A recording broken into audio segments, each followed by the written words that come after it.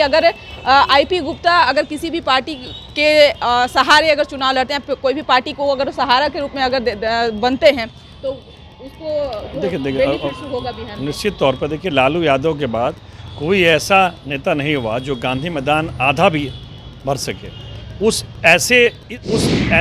इस दौर में मुकेश सहनी और आईपी गुप्ता दो ऐसे नेता हैं जो अपने समाज को जोड़ लेते हैं, चाहे वो संगठन के बल पर हो, पैसे के बल पर हो, गाड़ी के बल पर, लेकिन ये लोग जुटा लाते हैं। देखिए, ये अभी तो जो जातीय समीकरण है या जो पार्टियों का समीकरण है, उसमें ये एनडीए में रहेंगे तो इनको भी फायदा होगा, लेकिन ऐसा नहीं है। ये अगर महागठबंधन में भी जाते हैं तो इनको जीतने में दिक्कत नहीं होगी। नमस्कार, आप न्यूज़ फाउंडेशन देख रहे हैं, मैं हूँ आपके साथ वंदना। बिहार में विधानसभा का चुनाव होना है। चुनाव से पहले कई राजनीतिक पार्टियों के द्वारा जनसभाएं, रैली की गई। हालांकि आज हम बात करेंगे बिहार में जो नई पार्टी बनी है उन पार्टियों का, जिसमें प्रशांत किशोर की भी पार्टी है और दूसरी जो है आईपी गुप्ता, जो कि काफ़ी चर्चा का विषय बने हुए हैं। हाल में उन्होंने पटना के गांधी मैदान में एक बड़ा रैली किया था, जिसमें प्रशांत किशोर को भी पीछे उन्होंने छोड़ दिया था। अब आईपी गुप्ता के पास कई पार्टियों का फ़ोन आने शुरू हो गए हैं। ऐसे में आईपी गुप्ता का आगे स्टैंड क्या होगा, आगे की रणनीति क्या रहेगी उनकी। दूसरी ओर प्रशांत किशोर अभी जिस तरह से यात्रा पर निकले हुए हैं, वो एक तरफ पुष्पप्रिया चौधरी भी जो है चुनावी मैदान में हैं। तो इन नई पार्टियों का जो है आज हम पार्टियों पर चर्चा करेंगे। हमारे साथ बात करने के लिए हैं बिहार के senior journalist Indrabhushan Kumar. Sir, सबसे पहले आपसे जानने की कोशिश ये करेंगे कि बिहार में कई नई पार्टियां बनी, जिसमें पुष्पप्रिया चौधरी की पार्टी है, पुर्रस पार्टी, जो कि महज उस नए ही कह सकते हैं उसको भी, जनसुराज, प्रशांत किशोर की, एक आईपी गुप्ता है जो कि पान समाज से आते हैं। क्या लग रहा है इन लोगों का फ्यूचर या भविष्य बिहार के राजनीति में? देखिए, पिछले एक दशक में देखिएगा 2015 से लेकर 25 तक, तो दो नेता हुए जो अपने नाम पे पटना में बड़ी रैली की। एक थे मुकेश सहनी 17-18 में, और एक अभी आईपी गुप्ता। वो उसी मैदान में कुछ दिन पहले प्रशांत किशोर की भी रैली थी, लोग नहीं आ पाए थे।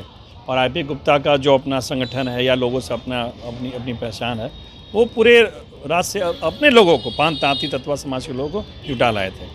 आपको याद होगा, उसके पहले वो कांग्रेस में थे। जब तक अखिलेश सिंह प्रदेश अध्यक्ष थे तो आईपी गुप्ता समस्तीपुर से उम्मीदवार थे और चाहते थे कि हम चुनाव लड़ें।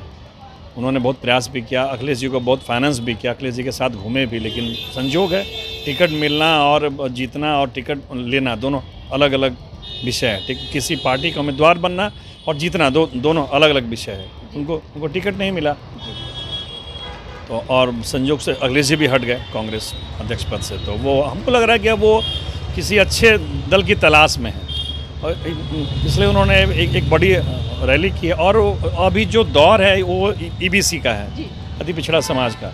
तो वो उन लोगों का दौर भी है, पान तांती तत्वा समाज का दौर भी है। जैसे मुकेश सहनी सबको लेके चलते हैं, बिंद, मलाह, वैसे वो एक किलो अपने एक वर्ग के लोगों का समूह बना के लोग घूम रहे हैं। हमको लगता है कि विधानसभा चुनाव इस बार वो लड़ेंगे, उनके पास लोग हैं, संगठन है। निश्चित तौर पर, लेकिन सवाल यह भी है कि अब नुकसान किसको होगा? एनडीए में देखें तो बीजेपी, जदयू या फिर आरजेडी को ज़्यादा नुकसान, किसको सबसे ज़्यादा नुकसान? देखिए, आईपी गुप्ता की कोई वैसी पहचान नहीं हो पाई है पूरे राज्य भर में कि वो पूरे राज्य भर में किसी को नुकसान। हाँ, वो जहाँ से लड़ेंगे वहाँ उनके साथ समूह रहेगा, लेकिन वो ऐसा नहीं है कि वो अपना वोट ट्रांसफ़र करा सकते हैं। जैसे मुकेश सहनी जी के साथ मलाह हैं, अगर मुकेश सहनी जी को डिप्टी सीएम बनाया तो पूरे मलाह उनके साथ हो जाएंगे, लेकिन ऐसा नहीं है कि मुकेश सहनी जहाँ से नहीं लड़े वो अपना वोट ट्रांसफ़र करा सकें। अभी वो ताकत सिर्फ लालू यादव के पास है, नीतीश कुमार के पास है, या थोड़ा बहुत मोदी जी के पास है। बाकी बिहार में किसी नेता के पास वोट ट्रांसफ़र करने, वो अपने आप जीत जाइएगा, आपके समर्थक हैं, आपको चाहते हैं कि आप आगे बढ़ें, लेकिन आप किसी को कह के अपनी जाति का वोट दिलवा दीजिए, ये भी ताकत में न तो मुकेश सहनी है और न ही आईपी गुप्ता है। बिल्कुल, जितना आपका राजनीति अनुभव रहा, उस अनुभव के अनुसार अगर देखा जाए तो जीतनराम मांझी की पार्टी जिस प्रकार से अभी जो अपना एक पैठ जमा चुकी है, उस तरह से बहुत कम ऐसी पार्टियां रहीं जो कि अपना पैठ बनाएं। दूसरी ओर अगर देखा जाए तो एक तरफ प्रशांत किशोर हैं, दूसरी तरफ आईपी गुप्ता हैं, मुकेश सहनी हैं। अगर इन लोगों को पार्टी के द्वारा या फिर किसी दल के द्वारा ऑफर मिलने पर या फिर अभी जिस प्रकार से फ़ोन कॉल्स आ रहे हैं आईपी गुप्ता के पास ही, किसके साथ ज़्यादा लगता है कि इनका साथ में गठबंधन करने से या फिर साथ में चुनाव लड़ने से इनको फायदा हो सकता है आपके? देखिए, ये अभी तो जो जातीय समीकरण है या जो पार्टियों का समीकरण है, उसमें ये एनडीए में रहेंगे तो इनको भी फायदा होगा। लेकिन ऐसा नहीं है, ये अगर महागठबंधन में भी जाते हैं तो इनको जीतने में दिक्कत नहीं होगी। इनके लोग इनके साथ हैं। लेकिन वही है कि ये जाएं और अपने वोट ट्रांसफ़र करा सकें। अभी वो ताकत नहीं है।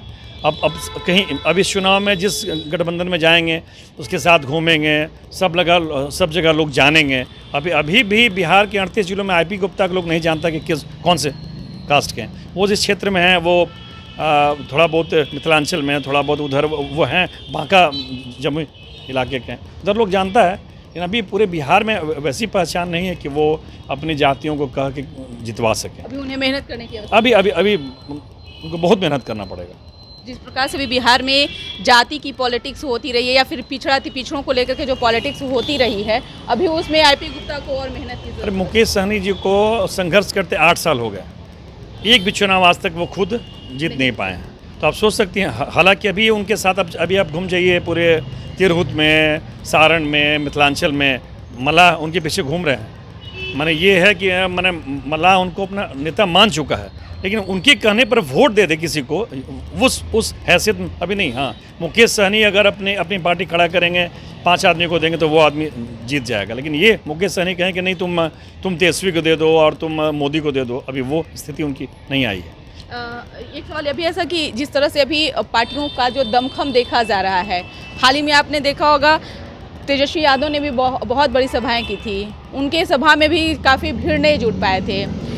राहुल गांधी का भी रैली बिहार में हुआ, उनकी रैली में भी भीड़ ज़्यादा नहीं इकट्ठा हो पाई थी।